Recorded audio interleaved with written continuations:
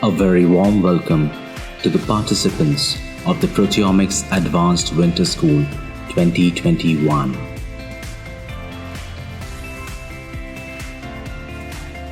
Presented by Proteomics Lab, Indian Institute of Technology, Bombay.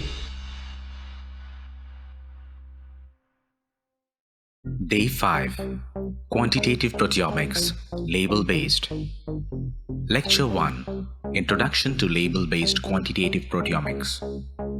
We understand from the last day's discussion that the major focus is going to be on mass spectrometry based quantitative proteomics, and focus will be on label based essentially TMT and iTrack type of experiments.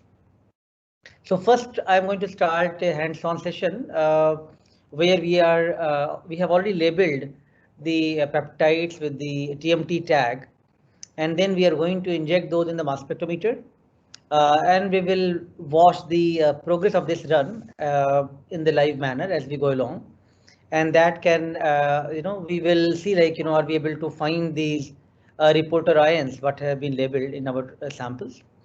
I'll give you a brief recap about what we spoke yesterday on the label free versus what we are intending to talk on the label based. And then I'll spend a little bit more time about in vitro and in vivo labeling methods. Uh, and finally, I'd like to take some time to discuss about some of the experimental plans and experimental discussion about how to perform these type of experiments of iTrack or TMT, because experimental design becomes very crucial. As you know, we have heard a couple of times even in the sample prep part, that how best you can plan your activities for the sample as well as the labels. I think it is going to decide later on how best you can analyze your data. So let's first move on to a live sample run on the Orbitrap Fusion. Give me a minute to move to the lab and we will start this sample run.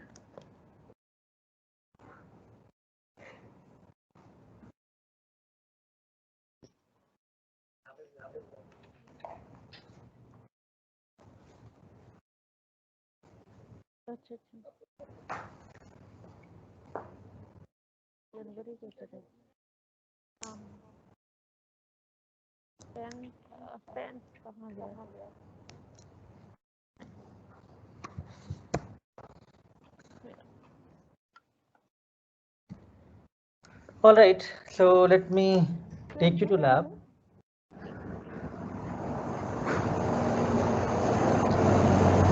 So today what we have done, we have tried to take two samples, one control, one treatment. And just for the simplicity's sake, because you can do different type of labeling, but what we are doing TMT 2-plex labeling, just so that we can see the difference of reporter ions. So these are 2-plex labeled reporter ion based TMT labeled samples, and Abhilash is going to inject in the nano LC. Yeah, so this is now we have pooled the two samples after labeling, and those pooled samples are going to be injected in the nano LC like yesterday, how you did in the LFQ. So like yesterday only, so we are putting the sample in a specific position. We have to remember the position of the vial. So it is again in the B1 position, and I will insert the water sample. So now we can run the sample.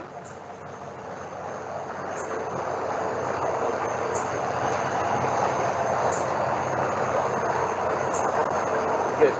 So here I have put the Q already. So likewise we mention the date and then the nature of sample and where it is located and how much the injection volume is. The injection volume determines the concentration of our sample. So we have done the peptide quantification and it is 4 microliter per microgram. So we are now injecting the sample, 1 microgram sample to the instrument, and I will put a run for the sample. Okay, so I have put a method here that sir can talk about. Yeah. Okay, so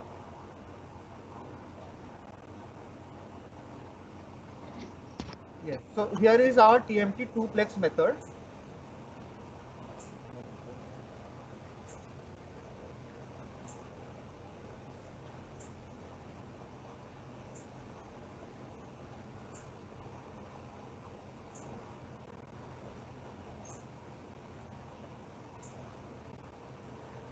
Yes, so as you can see, this is a 2-hour gradient, and we have put different gradient of ACN concentration here, starting from 5% to 95% at the end. Okay, so like sir already shown you yesterday. So in the method, like when we develop for the TMT versus LFP, what previously you have told, we don't change most of the thing. So it is the orbital resolution. It is mostly at the 60,000. That is optimized version for our lab that we have done various run using 60,000 resolution, and the scan range, that is the M by Z, that is the mass by charge of peptides that comes. We generally identify between 375 to 1700 M by Z. For if the samples are not coming good, we can play with this parameter, like we can do from 300 to 2000 also. And the RF length and its target, it is as per the protocol, which is already set. The major thing that we change in the TMT level is the collision energy.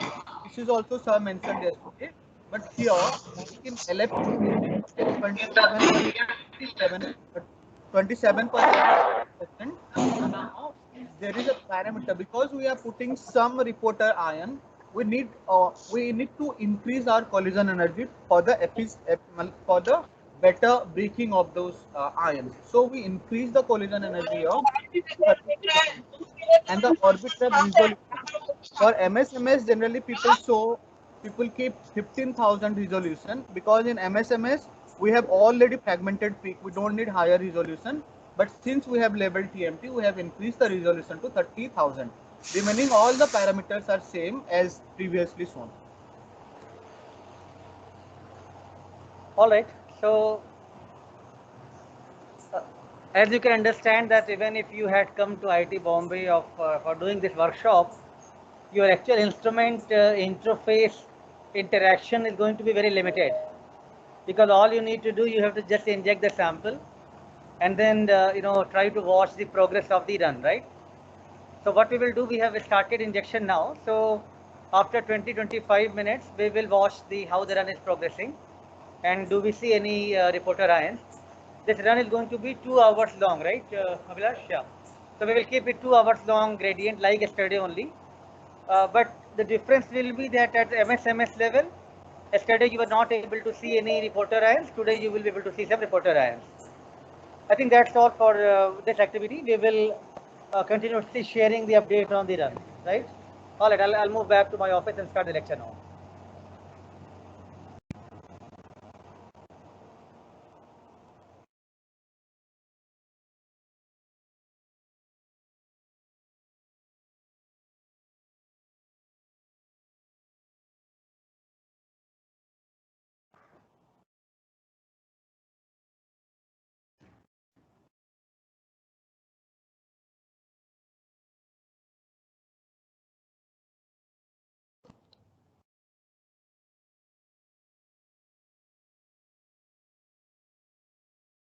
All right, so this is how, as I said, we will be doing the things slightly not in the same order, but to save time, so that now our experiment has started and now we can talk about some theoretical aspect. So let's do a little bit recap of what we spoke yesterday. And if, if somebody can comment about what we spoke yesterday regarding 2 different ways of doing label free.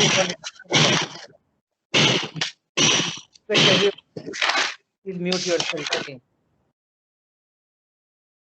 All right. So can anybody speak about?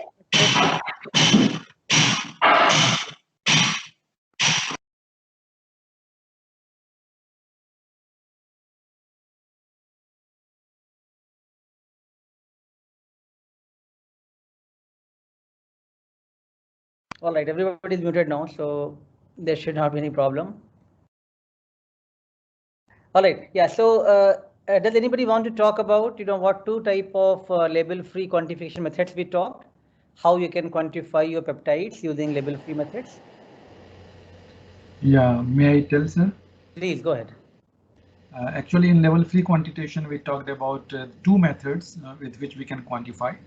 One was the intensity measurement of intensity of the peaks at the MS level, and another was the counting of the spectral counting, in which we can count for every precursor ion, we can count the number of the MS-MS spectra.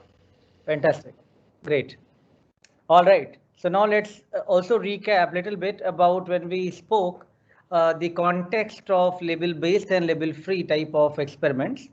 In label-based, as when we say, it means we are going to label something with iTrack or TMT, and label-free, as the name says, that we are not going to label the peptide, directly running it, and going to measure the peptide intensity or spectral count.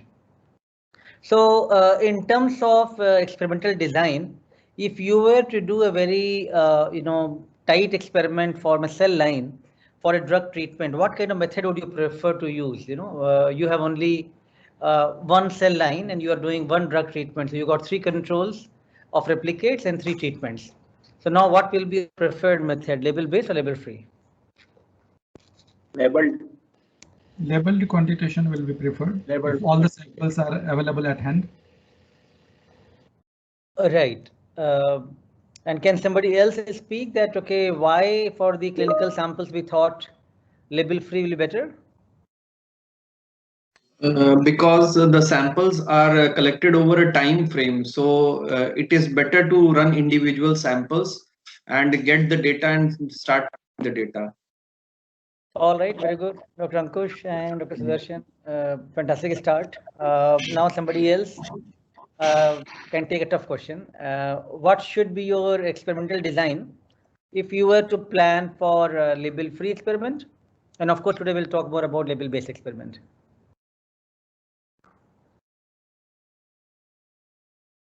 Now, beyond the people who have already spoken, let's open up for others as well. I'm sure all of you are. The samples could be collected over temporal and spatial timings. That's your experimental design, which will vary from user to user. That of course, if you are doing temporal expression or you're looking at over the time period, you are collecting the sample. But in terms of to do a robust LFQ type of proteomics experiment, what type of things you will keep in your mind while performing the label-free quantification experiments? Can I speak? Give chance to others, and then if not, okay. Okay.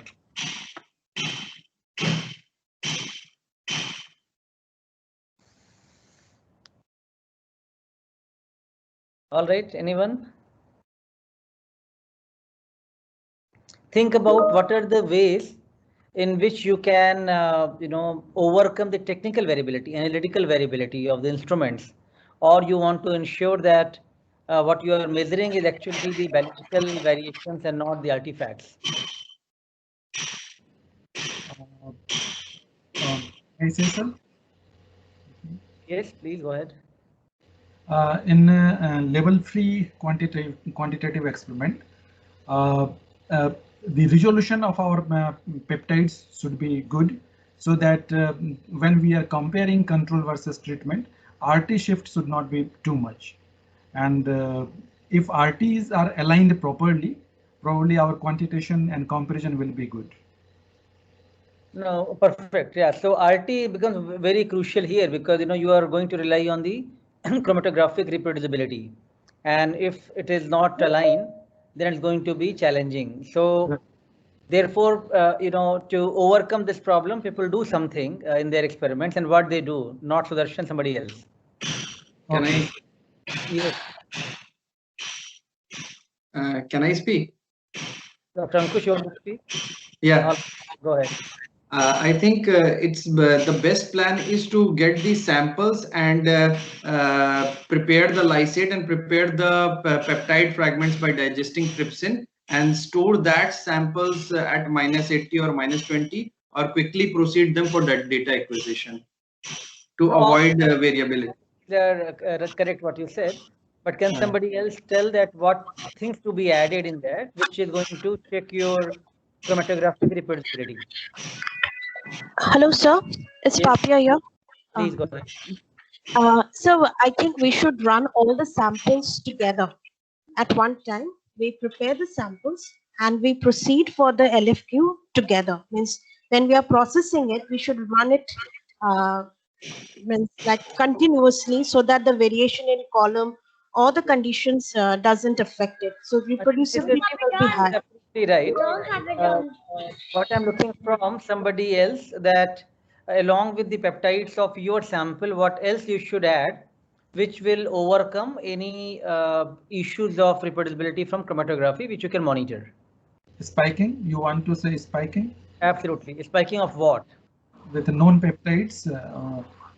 So there Spiking are of known peptides, yes. We spoke yesterday, some of the retention time peptides, which can be used over there. And of course, you can always take some other synthetic peptide, which is not coming from your sample, which can also be monitored, right? Yeah, so I think let's keep thinking, this is not a class when aim is to just learn the things theoretically, but aim is how best all of you can start preparing your projects and, your experimental design, right? That should be more of the focus. One thing I think yesterday Deep mentioned while giving you the files that all of the samples are unfractionated, right? The sample which we have shared with all of you. While I also mentioned to you at some point that if you want to increase the coverage of the proteome, it's a good idea to try out different ways of fractionation. But in case of label free, most of the time people prefer to do unfractionated and with a longer gradient with the longer column, so that separation is good, so that you can achieve good coverage, but also you don't have to fractionate, right? What could be the possible reasons for that?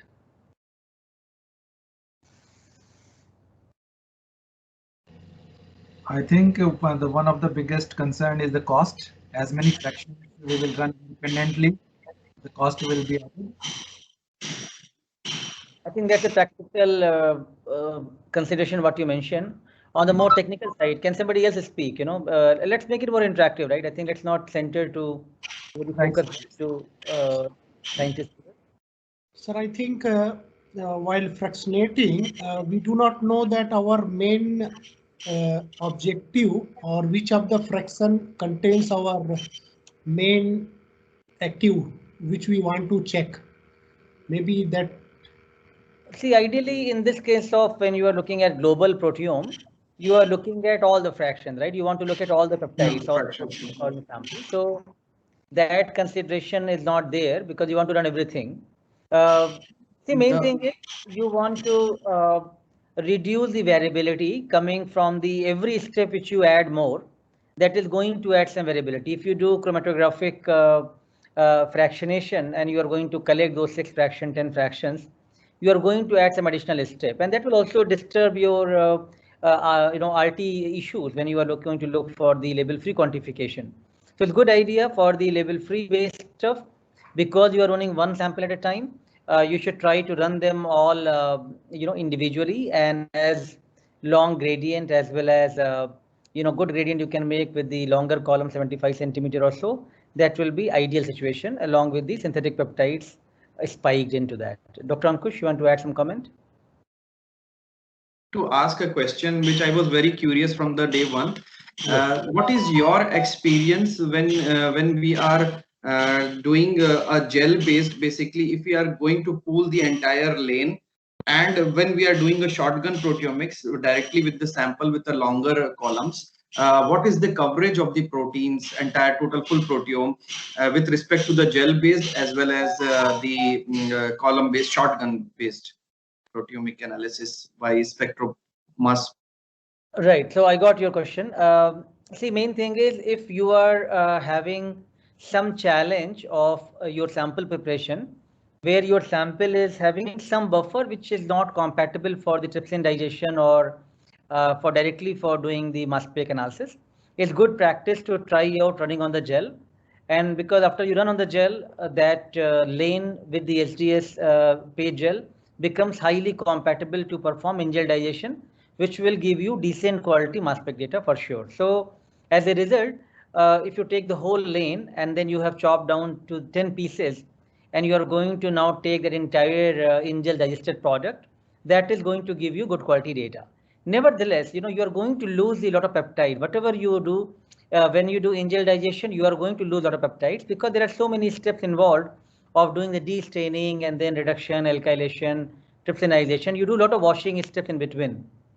So you are going to lose a lot of peptides when you do, and then you are going to lose some of the 10 fractions in that way. So that is not going to give you as good coverage as if you were to do with the in solution digestion directly, because number of manual steps are minimum over there. So it is preferred if you can optimize your sample preparation so that it is more compatible towards directly doing for in solution. That will give you definitely better coverage. But there are instances and the challenges which we face for different type of sample where we have to go through gel as well, and then there is no other option. But if you do in gel completely and properly for all the lanes, you should still get decent coverage in that way. So you have to weigh your options. What we always try to start with is the best options where things within solution digestion, good peptide we can get, and all of that in ideal experiment we can try to do that. But many times you have to work around with your project and the sample type. All right, so I think good start. Yes. Excuse me. Yes, please go ahead. Related to what Dr. Ankush has told only. Yes. I would like to know your opinion when we compare the results from fractionated sample in level-free quantitation. Suppose 6 fractions we would have run, and if we are running one long run like 2 hours run on a longer column, so how much difference we get in the proteome profile? No, see, coverage is always going to be better when you fractionate something, right? Coverage is always going to be improved when you are fractionating, because then you are giving mass spec more time for the scanning and to look for more precursors, right?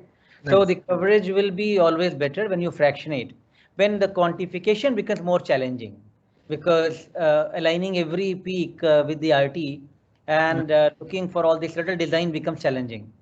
So therefore, when you do label based, over there quantification is more straightforward because you're only going to compare every peptide is already labeled, paired from the control and treatment. So your possibility of analyzing for the differential expression becomes more robust.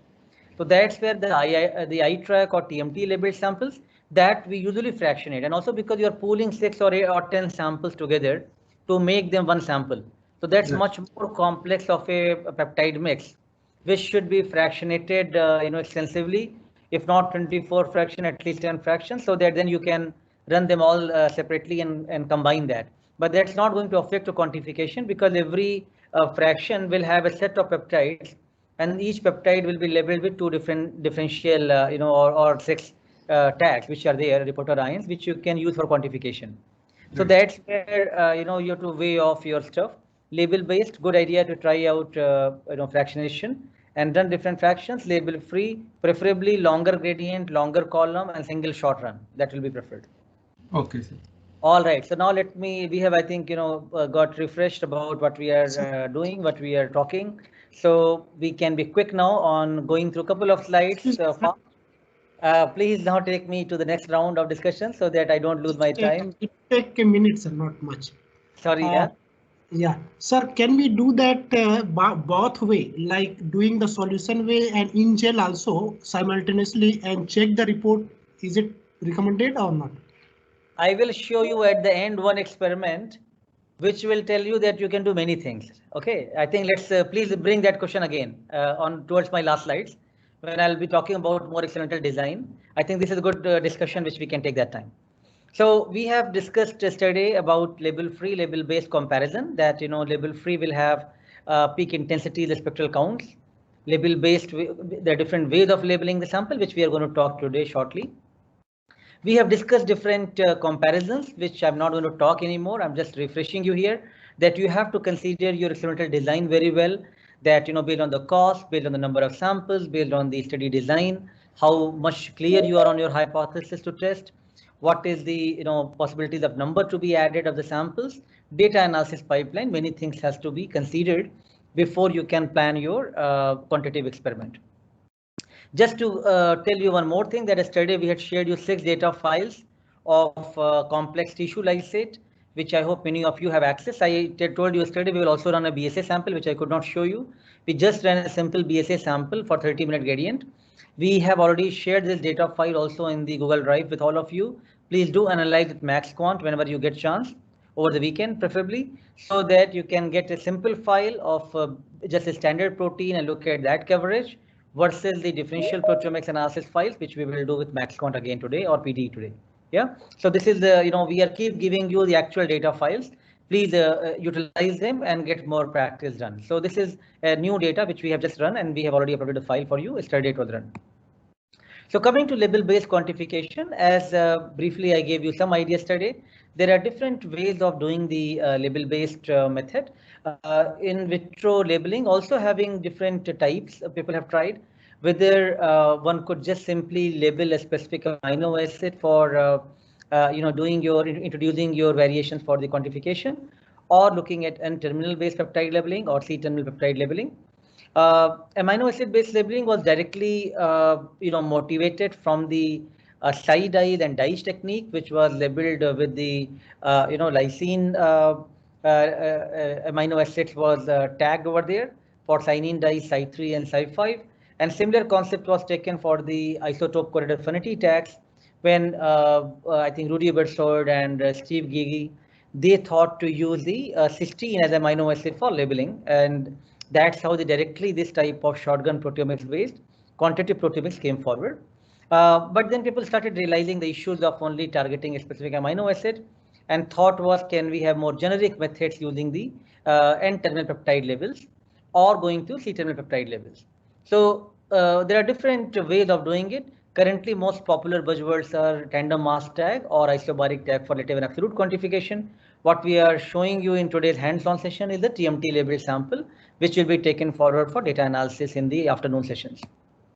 But I just want to still give you a very quick recap and the historical perspective of how this quantitative proteomics using mass spectrometry came forward, especially with the ICAT technology.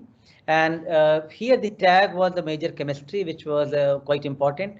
There is a chemical reactive group which is going to form the covalent bonds with the peptides. Then there is a linker chain where one could introduce isotope labeled linkers of heavy or light chains. And one is the biotin tag, which is the affinity tag, which can be used for separating these labeled peptides from the chromatography. So this ICAT reagent that consists of these three parts of this reactive group, a linker region and the biotin tag. And there were two types of tags being used. One is the heavy reagent with the deuterium ICAT. Other is the light reagent with the hydrogen ICAT. And these were directly motivated from the SciDyes amino acid based labeling. Here focus was on cysteine based amino acid labeling, which was theoretically able to give almost 80 to 85% of proteome labeling. And one could then enrich the labeled population by passing them through the affinity chromatography and collect the labeled samples, which can be taken for the further mass spec analysis. So if you were having two different type of samples to compare, control and disease samples, you have labeled them with heavy or light forms of ICAT labels. You have done the labeling, then you have pooled them together, you have passed them through chromatography, enriched the labeled population, run in the MSN, MSMS level to obtain the differential of 8 atomic mass unit difference of light and heavy peaks. And this was very similar if you think about the first module which we spoke, which was on the gel-based DICE technology. It is exactly the same 2-plex type of work. Only difference was that you don't have to run the gels, you can directly run in the mass spectrometer. But that became really important activity to say for the whole field of mass spectrometry and quantitative mass spectrometry, because it showed that you can, without going through fluorescent dyes, you can take tags which can be analyzed in the mass spec at MSMS level. And now everything whichever you are going to identify, which you think is quantification wise it is significant, you can identify those at the MSMS level, and you will have the peptide sequence for those. So you can overcome all the limitations of gels that you found some very nice protein, but you can't know what those proteins are because you can't get the mass spec data for those. And here in this case, you are 100% sure that you have the sequences available. So iTrack was a similar concept, which was now taken forward using the mass spectrometry based quantitative proteomics. Major difference here was, rather than looking amino acid based labeling, here aim was to look for N-terminal based labeling. So these iTrack reagents, they were the first set of multiplexed amine specific stable isotope reagents. There are different type of kits came for the iTrack. It started with the 4-plex. Daryl Papin, he was the main lead who developed this technology, and then same company in Invitrogen, they later on came with the 8-plex iTrack as well. Again, like ICAT, the idea here is that you label the samples separately, mix them together, and then measure their mass spec run. And any of these quantitation methods are going to identify the proteins as well as quantify the peptides. So iTrack reagents, again, like ICAT, the major, the innovation is the tag itself and the chemistry of tag. When you have these reporter ions, and these reporter ions are based on the N-dimethyl ring with the mass of 114 to 117 in this case, or it can also be, for the 8-plex, it can have 8 reporter ions. So these are going to have variation at this ring form. Now, to balance them out, there are more carbonyl groups could be added, which is the balancer region. And then you have a peptide reactive group, which is an ester of N-hydroxysuccinamide, which is going to bind to the primary amines. So the tag chemistry is the major part, which was quite innovative. And these tags will be seen at the MSMS level, which are going to show you the reporter ion signatures. It is going to provide good B and Y ions, and they're going to maintain the charge state and the ionization efficiency. The balancer region is, as I mentioned, is going to provide the balance for the overall mass, and therefore you will be able to keep the entire tag mass same throughout the experiments, whether you label 4 samples with 4 different tags, but overall mass is going to be 145 Dalton as well. So if you were to do an iTrack reaction, let's say you have 4 different samples type to analyze. You are taking 114, 115, 116, 117, these 4 iTrack reagents. So the balancer ions are going to be different. These are 31, 30, 29, 28, so that everybody is having same overall mass, 145. Each one of these, after labeling, then you are mixing the population together, analyzing them at MSMS level, which can now see the reporter ions, right? So the isobaric tags, these consist of a reporter group, a neutral balance portion, and a peptide reactive group. Overall, in this case of 4-plex, the range from 114 to 117, balancer group at 28 to 31, overall mass is 145 Dalton. So in terms of the experimental strategy, it's very straightforward. You take iTrack reagent, dissolve them in ethanol or isopropanol. Each one of these 4 reagents being prepared separately. You label each of the peptides separately, and then after that you're going to combine those, pool these samples, and then you can, if you, you can. This is an optional step.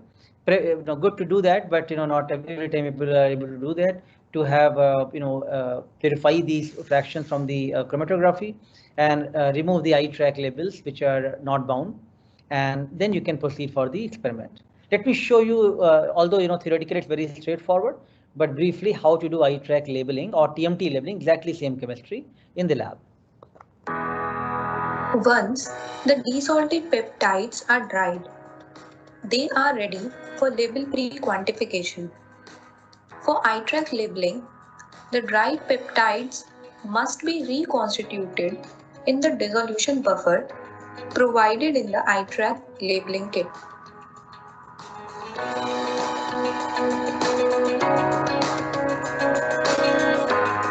Reconstitute the labels by adding ethanol from the vial provided in the kit and mix thoroughly. It is advisable that all these steps be carried out as per the manufacturer's instructions.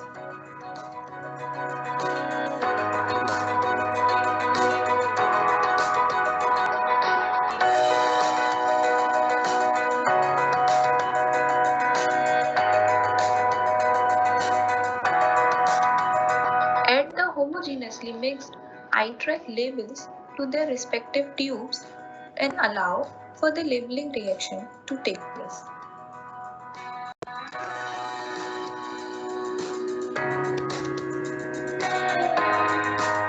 At the end of the reaction, quench any excess unbound label in the tube by adding MS grade water and incubate for half an hour to 1 hour.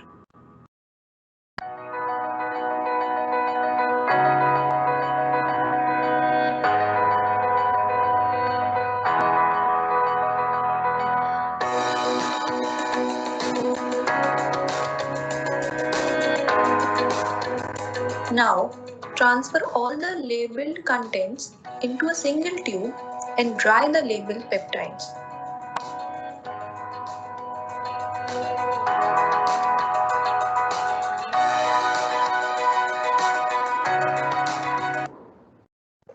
All right, so proteomics is so simple, right? Like you have to just do very few steps and you can actually still get a lot of data. So this was the labeling step, which is straightforward. And after the labeled peptides are dried, the same peptide then we are running here right now. This is not iTrack labeled, but the TMT labeled. So just to give overview of this type of work, you are labeling sample based on your strategy of 2-plex, 4-plex, 8-plex, or even now 14-plex. Separately, after trypsin digestion, each of the sample labeled separately, pool them together, and analyze the data at the LC-MS level. Now, what you are going to look for that at MS level, what is the reporter ion signatures, which you can see, which is like in this case, you can know 314, 15, 16, and 17 are being shown at the same place they are coming in the RT with the for elution. So now this is going to be used for the quantification for that given peptide, what happens to that in 4 different conditions, right? And again, you can look into various parameters. Few things can be optimized depending on what experiments you are doing. I will not give any specific guideline for this, but only thing which I'll tell you, if you're doing iTrack or TMT, good idea to pay some attention towards optimizing the collision energy, whether you find the better thing or the fix or stepped one or at 32 or 35, these things has to be based on the QTOF or Orbitrap or which instrument you are using. So let's just quickly watch once, how our samples are running. And if Abhilash is able to hear me, Abhilash, could you share your screen and let's see how the run is going?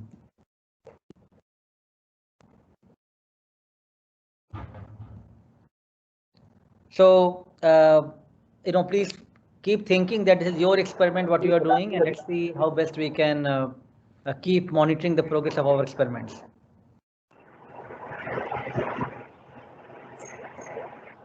Abhilash, please share the screen and show us the status of run.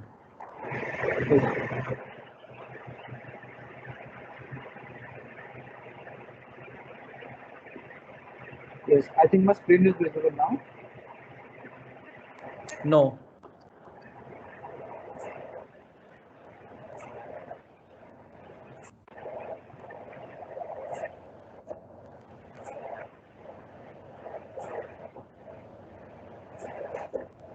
So this is how the chromatogram is coming. So it is. We are not able to see Abhilash. Try sharing it again. In the meantime, yeah, now it is coming. Yeah. Yes. It is still only run this. Only 15-20 minutes to run now. So elution has just started. So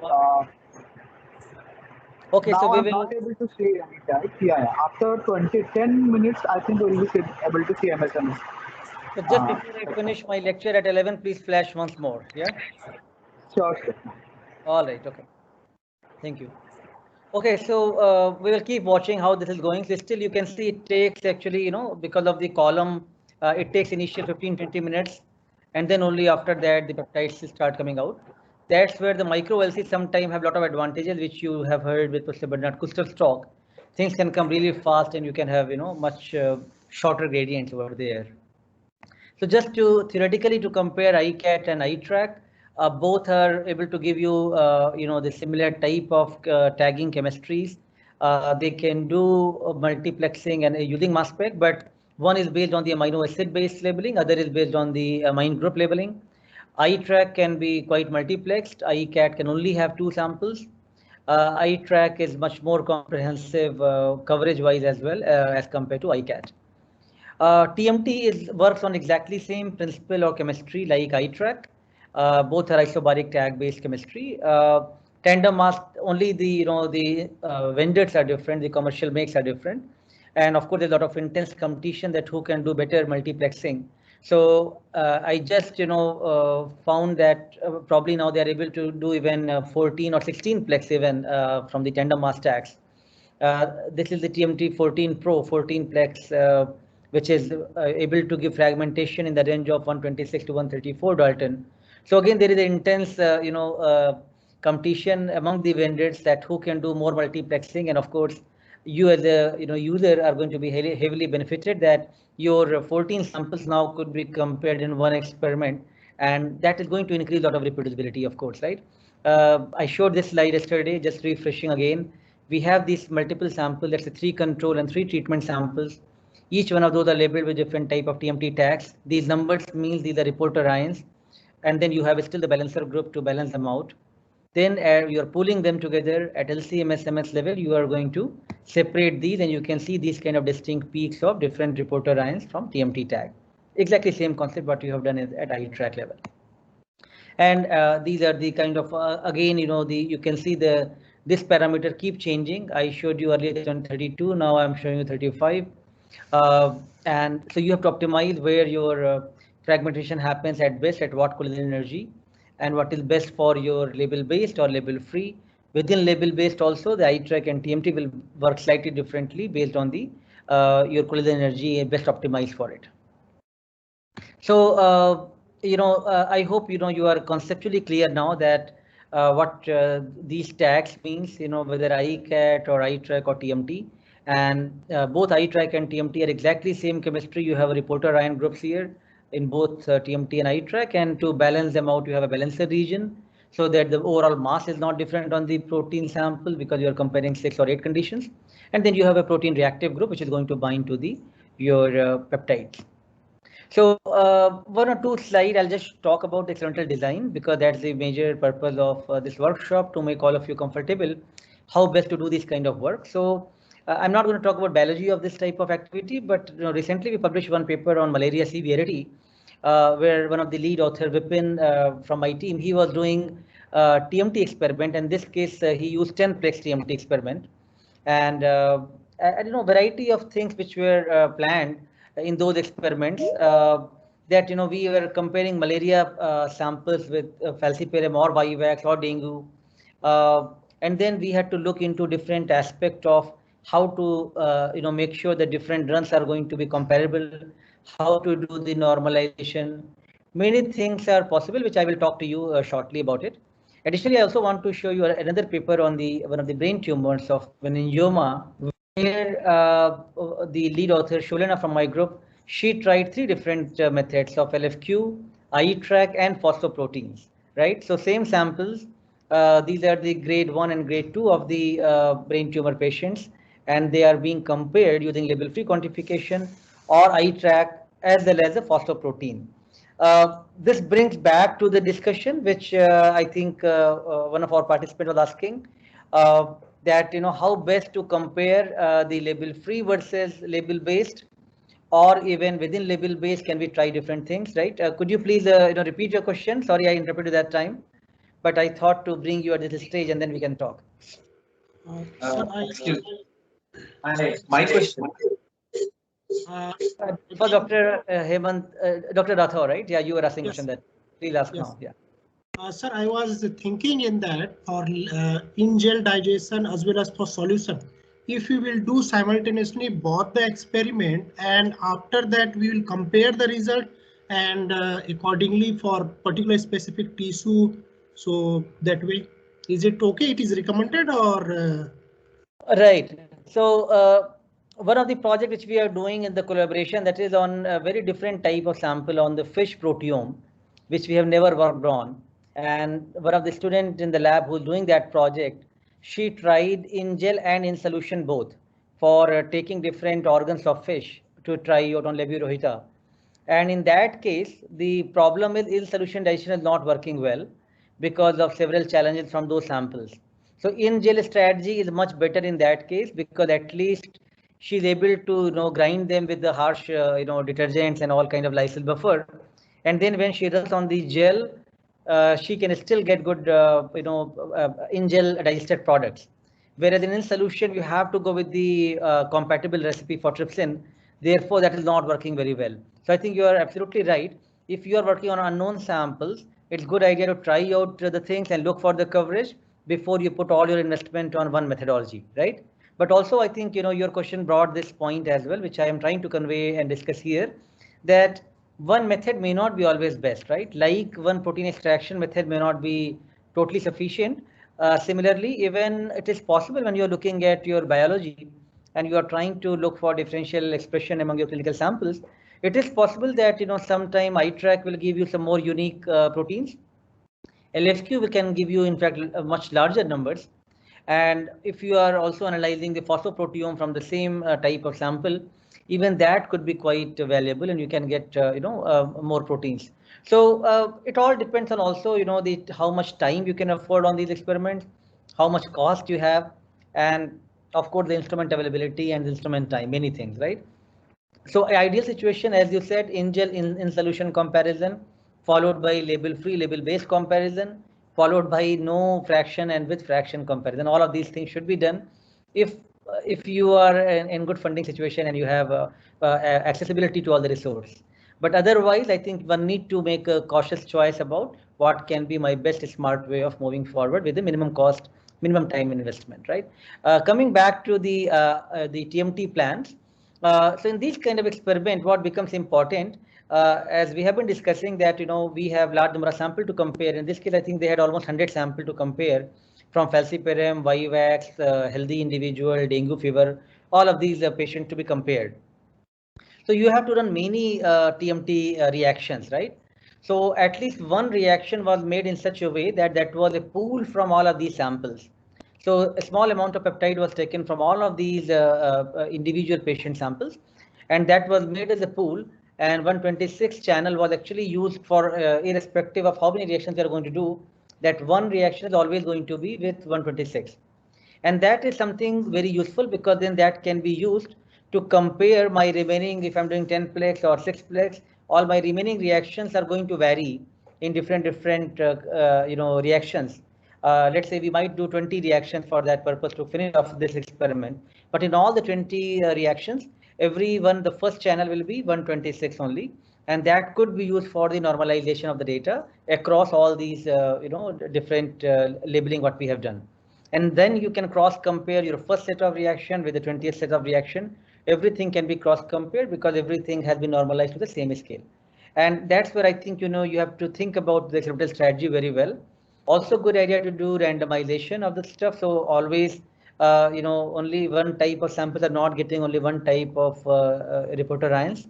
So do a little bit unbiased way of, segregating the whole thing, making it more randomized, doing more, not always keeping everything to the same channel, except that normalization pool, which you keep to the one reaction all the time. So these are several things which you should keep in mind. Otherwise, you will do a lot of experiment, but eventually you may not be able to yield, final data which you would like to achieve from it.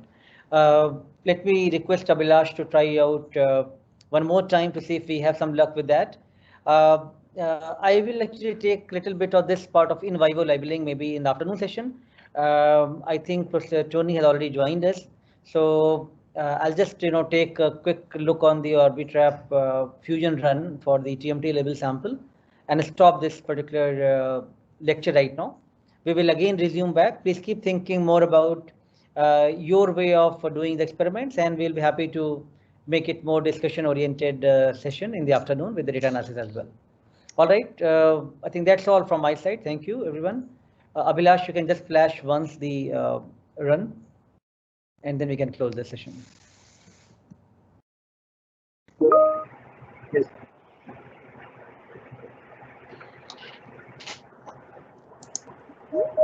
All right, somebody asked for the plexing means like, you are having multiple reactions to compare. So if you have 2 dyes, that is 2 plex. If you have 4 dyes, like 4, right now what we are doing is the 2 plex reaction, which is TMT2 labels we are using for comparison of control and treatment. Only 2 samples are being labeled 2 plex. Sometimes you are going to use 4 different sample and going to label with 4 different TMT reagents or iTrack reagent. That is the 4 plex, right? So that is the number of samples to be compared. All right, Abhilash, it seems we have to still wait. Can you still see any reporter ion to come? Probably not. Okay, all right. After Professor Tony's talk, we will continuously monitoring this run. and try to see what we can interpret from the data. All right, thank you everyone. So we will stop this lecture here. And Professor Chudi, you are there. Can you hear me? I can hear you, yes. Yes, great. All right. So please give me a minute to start your session, and then you can No share problem. So, sir, just to update, can you see my screen? Yes, we can.